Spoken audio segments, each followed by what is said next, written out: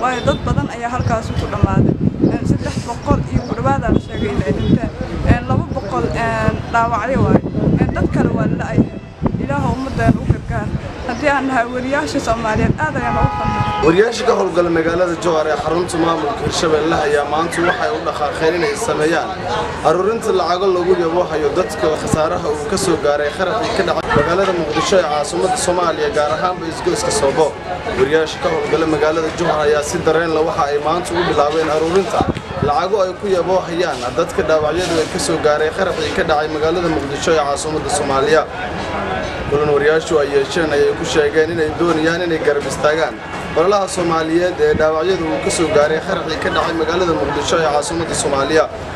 wariyaasha qaybtooda oo la hadlay telefishinka bulsho ayaa waxay yiraahdeen sidan هذا موضوعنا وتعسيرنا علينا إنا لله وإنا إليه راجعون. إنا لله وإنا إليه راجعون. halkan waxa tacsiirtii raali ugu diray ummadda Soomaaliyeed meel walba ay joogaan anigoo ku hadlayo magaca suxufiyiinta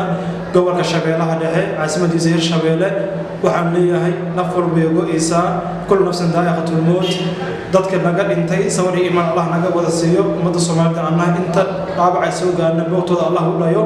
saayka waxaan u baahnay inaan yani u soo tabarucno misana usoo garab istaagno walaalaheena Soomaaliyeed ku dhaawacmay qaraxii arxandarrada daraada ka dhacay magaalada Muqdisho waxaan leeyahay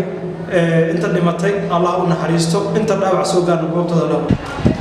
حمد أبو بكر حسن وأهو كيلووريات كتلفزيون كسومالي نيوز وكم إذا هاي دورياشي جابوها كبلاوي مقالة الجوهر هي سيجار أو واحد اللي هذا كجمع وقنا يمرقد كواد دنباتو ينكي كذا عاي مقالة مقدسة عاصمة الصومالية. إنا لله وإنا إليه راجعون إن وحن تأثير تيران اللي تقريبا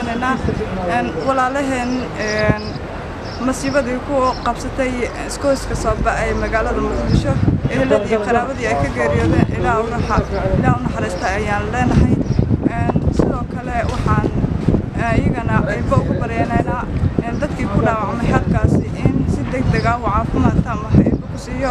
إن هدي أنا هورياشة إن قول قلبك الشبيلة هذا جارهان مقالة الجوهر عاصمة الدولة الأولى كيرشبيلة وحصل هالقانة إن أنا ولا لهنا كل بعض الإسبيتال ذوقي على مقالة المقدسة إن أنا نقول منه qof kasta oo Soomaaliya waxa looga baahan yahay inuu ka qayb qaato gurmadka walaalkiisa maanta ayaa loo baahan yahay gurmad waayo dad badan ayaa halkaas ku dhamaaday 300 iyo ku dhawaad la sheegay in ay dhinteen 200 dhaawacyo waayo dad kale waa la ay ilaaha ummadana u gargaar hadii aan nahay wariyaasha Soomaaliyeed aad ayaan ugu fahmay waxaas dhacay mar waliba waan garab istaagsanaan doonaa inagoo wariyaasha ka howlgala magaalada Jowhar gaar ahaan warbaahinta City Media Group waxaan maanta u dhaqaaqnay inaan lacag u aruurino walaalaheena hooyooyinkeena aabayaasheena awlaadeena dhibaatada ka soo gaartay qaraxii magaalada Muqdisho ee caasimadda dalka Soomaaliya ka dhacay gaar ahaan 14 Oktoobar lacagaha aan aruurinayna ayaa ujeedadeedu waxay tahay inaan ku garab istaagno walaalaheen kuna wareejino guddiga gurmadka ee heer qaran ee madaxweyne Maxamed Cabdullaahi Farmaajo uu magacaabay waxaan Ilaahay ugu baryaynaa kuwa dhaawacyada inuu Ilaahay u dhayo ku geeriyoodayna jannadii firdawsa Ilaahay magacooda ka dhigo